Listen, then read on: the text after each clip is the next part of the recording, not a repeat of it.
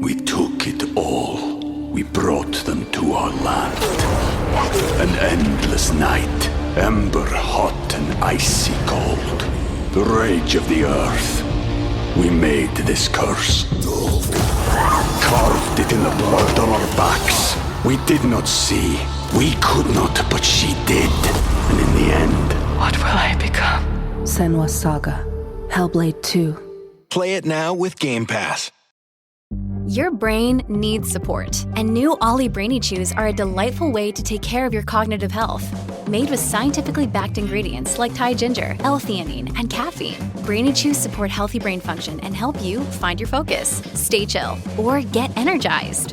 Be kind to your mind and get these nootropic chews at ollie.com. That's OLLY.com. These statements have not been evaluated by the Food and Drug Administration. This product is not intended to diagnose, treat, cure, or prevent any disease.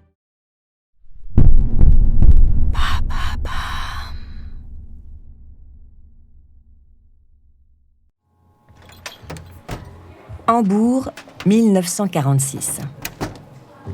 S'il ne renie rien de son passé, Klaus Barbie essaie malgré tout d'en effacer certaines traces. Assis dans le cabinet d'un médecin de Hambourg, il fait retirer le tatouage de son groupe sanguin qu'il porte sous l'aisselle, une marque que portent tous les SS en cas de blessure. L'ancien chef de la Gestapo de Lyon change aussi de nom. Selon les circonstances, il s'appelle Klaus Barbie, avec un Y, ou encore von Barbier, Meyer, Klein, ou encore Kreitz. Son obsession est claire, échapper aux Français qui ont fait de sa capture un objectif politique. La police ouest-allemande ne parvient pas à localiser Klaus Barbie. En revanche, elle est certaine que les troupes américaines d'occupation savent où se cache l'ancien officier du SD, le service de renseignement du Reich. En fait, Barbie est l'objet d'une surveillance de la part du Counter Intelligence Corps, le CIC. Cette officine de l'US Army a pour mission de repérer et d'arrêter les cadres du régime hitlérien et les criminels de guerre. À Marbourg, ville du centre de l'Allemagne, Barbie a retrouvé des anciens du SD. Il rejoint un réseau clandestin baptisé l'Entraide Brune. Cette loge secrète s'est enracinée dans plusieurs régions, y compris à l'Est, sous occupation russe. Klaus Barbie dirige la section renseignement, logistique et reconnaissance de son groupe. Très tôt, les nazis comprennent qu'une nouvelle guerre a déjà commencé. Une guerre froide entre l'URSS et les alliés occidentaux. Pour eux, ce conflit naissant est le moyen de monnayer leur survie. Un rapport du CIC, daté du 9 février 1947, révèle que le groupe clandestin auquel Barbie appartient a été infiltré par un agent, dont le nom de code est Maus. En fait, l'ancien gestapiste collabore depuis 1946 de manière informelle avec la région 3 du CIC, qui possède une fiche complète sur lui. Il relaie des informations sur les organisations de gauche proches des Russes, mais aussi sur les autres alliés, britanniques et français.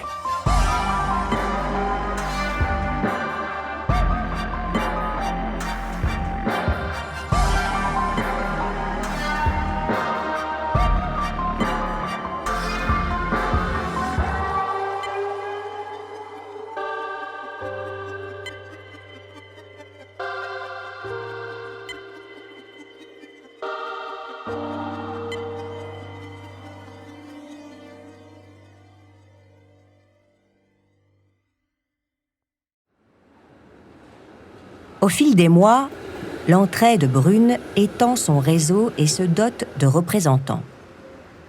La donne est en train de changer en Europe. Et les anciens SS possèdent des atouts dans leurs manches. Ils connaissent le terrain, ils ont conservé des contacts, ils ont préservé une forme d'organisation et ils disposent d'une solide expérience dans le domaine du renseignement. Fulton, Missouri, 5 mars 1946. De Stettin sur la Baltique à Trieste sur l'Adriatique, un rideau de fer est descendu à travers le continent. Dans le discours qu'il prononce en présence du président Harry Truman, l'ancien Premier ministre britannique Winston Churchill voit juste. Deux blocs antagonistes se partagent désormais l'Europe. Arrêter les criminels de guerre reste un impératif moral. Mais les Alliés doivent tenir compte de la nouvelle menace à l'Est. Les nazis partagent avec les Américains une même haine des communistes. L'ennemi de mon ennemi est mon ami.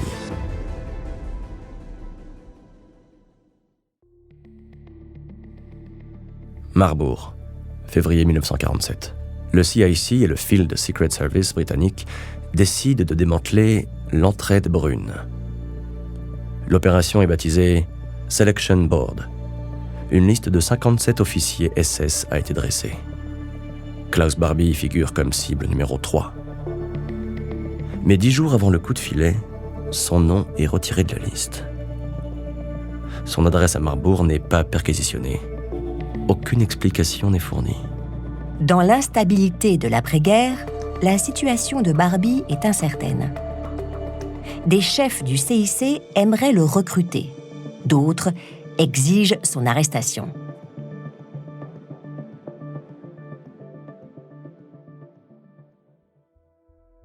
Memmingen, 10 avril 1947.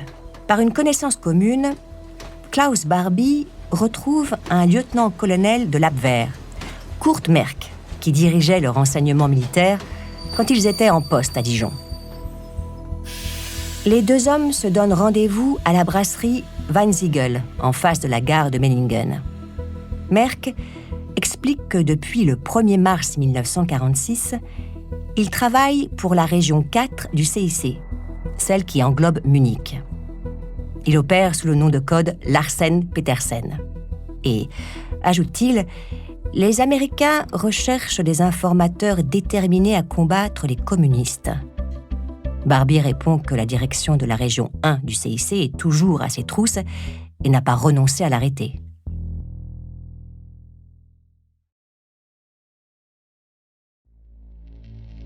« 14 et 15 avril 1947. Le colonel Dale Garvey du CIC et l'agent traitant Robert Taylor rencontrent à 2 reprises Klaus Barbie dans un café.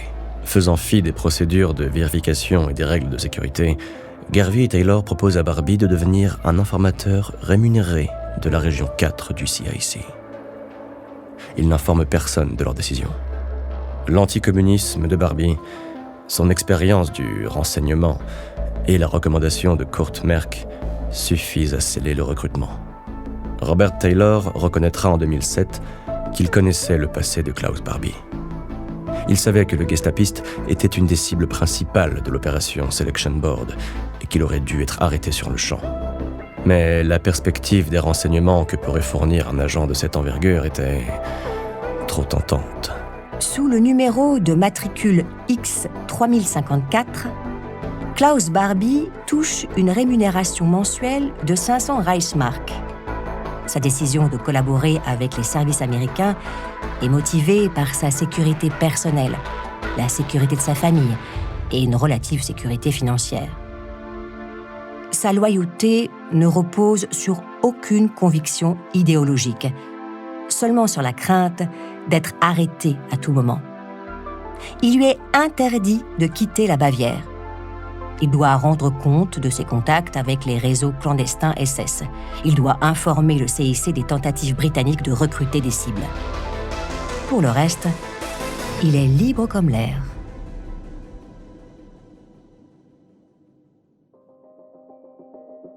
Très vite, les Alliés se rendent compte que Klaus Barbie est un agent compétent. Il aide au recrutement d'une vingtaine de nouveaux informateurs, pour la plupart d'anciens SS. Il se montre aussi très habile lors des interrogatoires. Il a un don pour déceler immédiatement les forces et les faiblesses des gens. Son expérience de tortionnaire est perçue comme un atout par les officiers traitants au CIC. En quelques mois, le réseau d'informateurs qu'il met sur pied avec Kurt Merck s'étend à toute l'Allemagne, avec des ramifications en Pologne et en Tchécoslovaquie.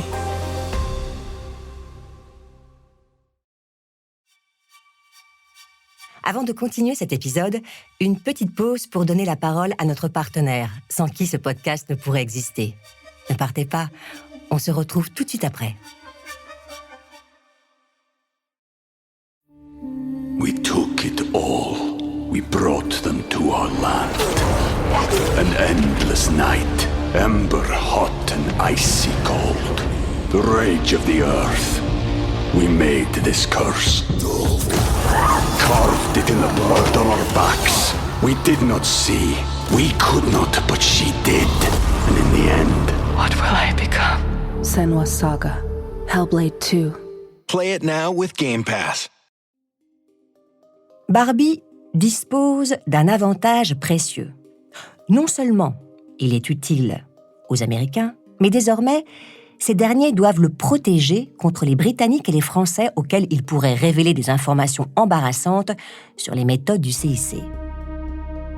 Land de Bavière, juin 1948. Kurt Merck et Klaus Barbie s'installent dans une maison à Augsbourg. La demeure est divisée en 2 appartements pour loger leurs familles respectives. Sous l'autorité d'un nouvel officier traitant, Barbie est chargée d'infiltrer le Parti communiste allemand, le KPD, et de coordonner des opérations contre les services de renseignement français. Le groupe auquel il appartient prend le nom de code de Bureau Petersen. Alors que les Soviétiques renforcent leur contrôle sur la partie orientale de l'Allemagne, le CIC intègre Klaus Barbie à une opération de Stay Behind. Il s'agit d'une petite armée secrète, inspirée des unités spéciales britanniques pendant la guerre. Leur mission est d'installer des caches d'armes en territoire ennemi. Bien que la CIA l'ait toujours nié, il est possible que le bureau Petersen lui ait fourni des informations, ainsi qu'à une organisation baptisée Gehlen, fondée en 1946 par les Américains avec d'anciens membres de l'état-major de l'armée allemande. Tout se passe comme s'il y avait 2 branches de la CIA. L'une liée à l'administration démocrate du président Truman et l'autre, l'Organization for Policy Coordination, sous l'autorité du directeur Allen Dulles et des républicains battus lors de la présidentielle. C'est sans doute cette branche qui garantissait la protection de Klaus Barbie. Francfort, 14 mai 1948. Klaus Barbie est assis en face d'agents de la sûreté française. La France a obtenu des Américains de pouvoir interroger l'agent SS. Le CIC a consenti à cette demande de mauvaise grâce en mettant 2 conditions. La première est que la rencontre ait lieu au siège de la société IG Farben à Francfort, investie par l'état-major US depuis 1945. La seconde, aucune question sur les activités du SS depuis la fin de la guerre. Barbie observe les agents français et répond de manière évasive à leurs questions. Les hommes de la sûreté cherchent à déterminer le rôle joué par le résistant René Hardy dans la capture de Jean Moulin en 1943 à Caluire. Ils soupçonnent Hardy d'avoir livré Moulin à la Gestapo avant de s'enfuir lors du transfert des prisonniers vers Lyon. Barbie ne dit rien aux Français. Il sait qu'il peut compter sur la protection du CIC, tétanisé par la crainte de révélations compromettantes. Malgré tout, Barbie est contraint de se soumettre à un 2e interrogatoire le 18 mai, puis à un 3e le 16 juillet. Chaque fois, il toise les agents, convaincus qu'ils ne risquent rien. Les agents français sont furieux. Les interrogatoires ne leur ont rien appris, ou si peu. Le gouvernement décide néanmoins de monter un dossier contre Barbie afin qu'il comparaisse comme témoin dans le procès Hardy. En novembre 1948, l'antenne de Baden-Baden, siège du gouverneur militaire français en Allemagne, transmet à son homologue américain une demande d'extradition contre Klaus Barbie. Le 10 janvier 1949, la réponse américaine arrive. Impossible de localiser Klaus Barbie qui est peut-être passé en secteur soviétique. Avec la préparation du procès Hardy, la presse s'en mêle et le gouvernement français se fait de plus en plus pressant, poussé par une opinion publique de plus en plus impatiente. Le 7 juin 1949, le consulat de France à Francfort demande au gouverneur militaire américain de participer à la recherche de Klaus Barbie. Le 28 août, les Américains répondent ne pas avoir son adresse. Le 1er avril 1950, Paris demande au bureau de renseignement du commandement américain en Europe, le COM, une mise à disposition de l'ancien gestapiste pour qu'il témoigne le 24 mai 1950. Le COM accepte, mais les Français informent alors les Américains qu'ils ne pourront pas le renvoyer en Allemagne s'il vient témoigner. Le CIC refuse la mise à disposition de Barbie, René Hardy est acquitté.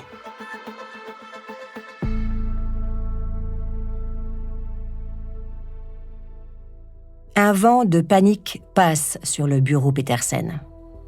Face à l'insistance des Français, la situation de Klaus Barbie redevient incertaine. Il devine que sa sécurité, ce qu'il considère comme une donnée existentielle, n'est plus assurée. Le CIC est contraint de reconnaître qu'il a employé l'ex-chef de la Gestapo lyonnaise de 1947 à 1949. Mais, ajoute le CIC, cette collaboration est terminée. La position officielle est « plus de contact avec l'informateur ». Barbie est convaincu que les Américains vont le lâcher. Pourtant, quand le directeur de l'antenne de Munich lui rend visite en mars 1951, le SS voit s'ouvrir une porte de sortie. Il est temps pour vous et votre famille de quitter l'Allemagne, lui dit le directeur. Depuis 1947, une section du CIC, basée en Autriche, a monté une opération secrète baptisée Ratline, autrement appelée la filière des salopards. Au départ, il s'agit de faire sortir des agents du secteur russe de Vienne pour les mettre à l'abri à Salzbourg. De Salzbourg, les agents compromis gagnent Bad Gastein, puis l'Italie, pays où les contrôles administratifs sont minimaux en raison de l'afflux de réfugiés et de la désorganisation des services de l'État. Le pivot de cette filière s'appelle Krunoslav Draganovic, un ancien professeur de théologie, réfugié au Vatican depuis 1943 pour avoir organisé la déportation de Juifs. Dans le couvent de San Girolamo, il a installé une pseudo-organisation caritative qui aide les Oustachis, des fascistes croates à s'enfuir. Le pape Pie XII est au courant des activités de Draganovic, mais ne s'en mêle pas. Cette complaisance est sa manière de lutter contre le communisme. Pour $1000 par agent, Draganovic fournit des passeports provisoires du Comité international de la Croix-Rouge ainsi que des visas pour divers pays d'Amérique latine. Augsbourg, 25 janvier 1951. Le CIC formule la demande d'exfiltration de Klaus Barbie auprès de l'EUCOM en utilisant la Ratline. Klaus Barbie devient Klaus Altmann et sa femme, Regina Altmann. Le 21 février, Barbie reçoit une autorisation temporaire de déplacement lui permettant d'obtenir un visa officiel auprès du consulat d'Italie à Munich. Le 28 février, l'EUCOM annonce que Klaus Barbie est prêt à partir. Le 9 mars, la famille Barbie se rend d'Augsbourg à Salzbourg sous la protection de 2 agents. Ils arrivent à Gênes 3 jours plus tard et sont accueillis par un ecclésiastique qui les aide à s'installer dans un hôtel. Ils y séjournent pendant 12 jours, pendant lesquels ils reçoivent la visite de Draganovic. Le 16 mars, le passeur croate accompagne Barbie au consulat de Bolivie qui lui délivre un visa d'entrée. Puis Draganovic et Barbie se rendent au siège du CICR où ils obtiennent un permis temporaire de quitter le territoire européen sur la foi du permis de déplacement fourni par le CIC. Le 23 mars, les Barbie Altmann embarquent sur un cargo italien à destination de Buenos Aires où ils accostent le 10 avril. Averti, le gouvernement argentin propose à Barbie de l'accueillir. Celui-ci refuse, ne voulant rien devoir aux Américains. La famille prend le train à destination de La Paz, où elle arrive le 23 avril 1951.